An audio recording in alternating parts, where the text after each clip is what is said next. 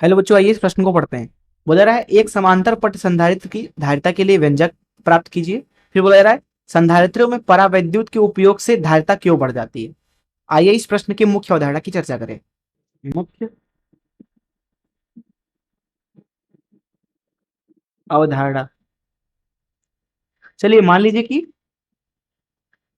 किसी जगह पे विद्युत क्षेत्र है, इस तरीके से एक समान विद्युत क्षेत्र ई।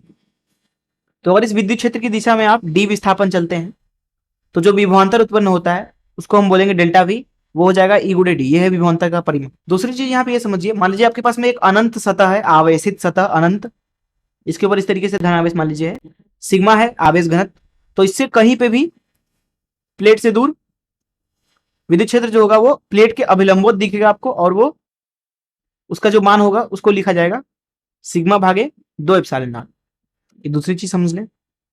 तीसरी चीज यहाँ पे ये समझिए, आपके पास में मान लीजिए एक समांतर प्लेट संधारित्र है इस तरीके से, प्लेटों के ऊपर क्यू ऋण क्यू आवेश है, प्लेटों का क्षेत्रफल ए है।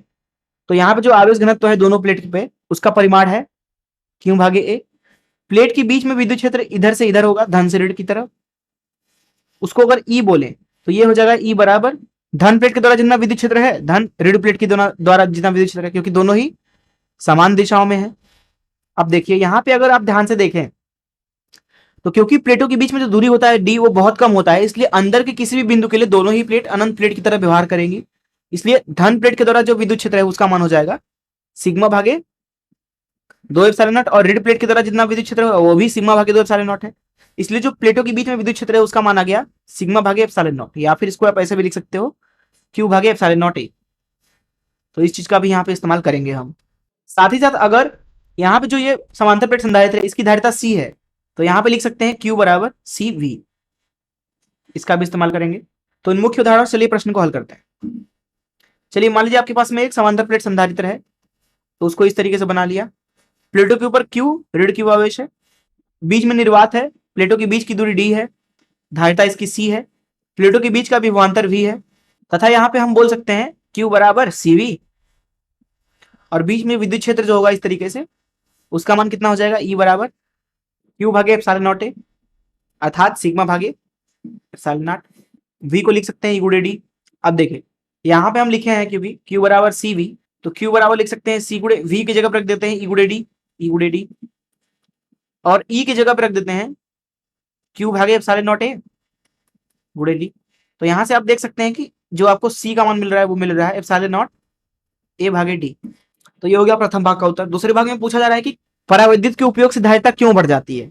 देखिए मान लीजिए ये कोई एक परावैद्युत टुकड़ा है इस तरीके से, इसका परावैद्युतांक मान लीजिए कि के है।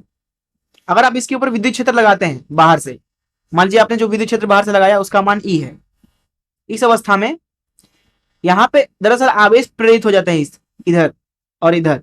इस तरीके से होगा क्या, इसकी वजह से यहाँ अंदर एक विद्युत क्षेत्र आ जाएगी, प्रेरित विद्युत क्षेत्र। तो अंदर जो अब प्रभावी विद्युत क्षेत्र होगा उसको अगर ई डैश बोले तो वो हो जाएगा ई ऋण ई आई।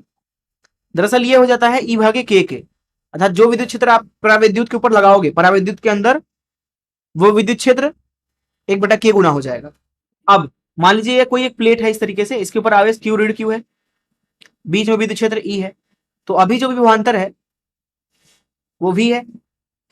परावैद्युत माध्यम अगर आप इसमें डालते हो तो यहाँ विद्युत क्षेत्र बदल जाएगा। मान लीजिए अब ई डैश हो गया और बीच में यहाँ पे परावैद्युत माध्यम है इस तरीके से, यहाँ क्यू है ऋण क्यू है, मान लीजिए परावैद्युत लगभग लगभग अचालक है, तो यहाँ विभवांतर बदल जाएगा, वी डैश बोल देते हैं।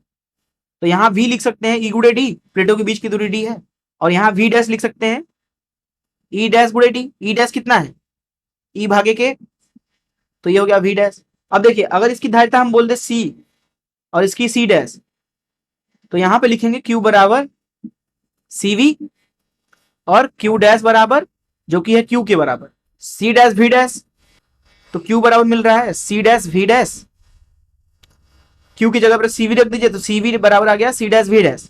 सी वी है यहाँ पे, देखिए सी डैश गुणे वी डैश का मान कितना है, यहाँ पे आप देखो तो ईडी भागे के, ईडी क्या है वी है, तो वी भागे के, तो वी डैश है वी भागे के, वी भागे के। तो यहां से देख सकते हैं कि जो सी डैश है वो के सी हो गया, अर्थात जो धारिता था वो दरअसल के गुना हो गया। तो इस तरीके से जब एक धारिता से संधारित्र से बैटरी जुड़ी नहीं होती है और उसके अंदर अगर आप परावैद्युत माध्यम डाल देते हैं तो इस तरीके से धारिता बढ़ जाती है। देखिए बैटरी जुड़ी हो चाहे ना जुड़ी हो, दोनों ही स्थितियों में जो धारिता होती है वो k गुना हो जाती है परावैद्युत डालने के बाद, अगर परावैद्युत माध्यम का परावैद्युतांक k है। और ऐसा होता है यहाँ पे प्रेरित आवेशों की वजह से। मैं आशा करता हूं कि आपको इस प्रश्न का हल जरूर समझ आया होगा। धन्यवाद।